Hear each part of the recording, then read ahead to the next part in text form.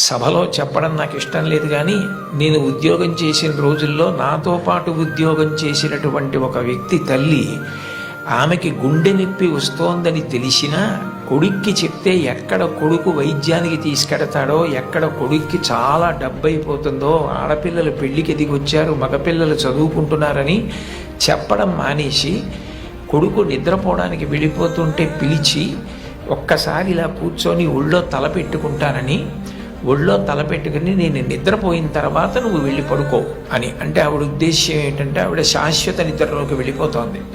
ఆ కొడుకు ఒళ్ళో తల పెట్టుకుని పడుకుంటే కొంతసేపటికి తల్లి కదలటం లేదని వాడు కదిపి చూస్తే తల్లి శరీర త్యాగం చేసేసింది. ఆ తర్వాత తెలిసింది, తన భార్య చెప్పింది, కొంచెం గుండెల్లో నొప్పిగా ఉందమ్మా, బరూపం చేయలేకపోతున్నాను, కానీ వాడికి మాత్రం నువ్వు చెప్పకు సుమా అని ఒట్టేయించుకుందట కోడలతో. అది తల్లి అంటే. అమ్మ అంటే అంతటి ప్రేమైకమూర్తి. అమ్మ లాంటి వ్యక్తి జీవితంలో ఇక దొరకదు. జీవితంలో అన్నిటికన్నా పెద్ద నేరం ఏమిటంటే అమ్మకి చెప్పలేము అన్న పని మనం చేయడమే. ఏ పని మనం చేస్తామో అది అమ్మకి చెప్పగలగాలి. మీరు ఏ పని చెయ్యండి, ఇది అమ్మకి నేను చెప్పలేను అన్న పని మీరు జీవితంలో ఎప్పుడూ చెయ్యకూడదు.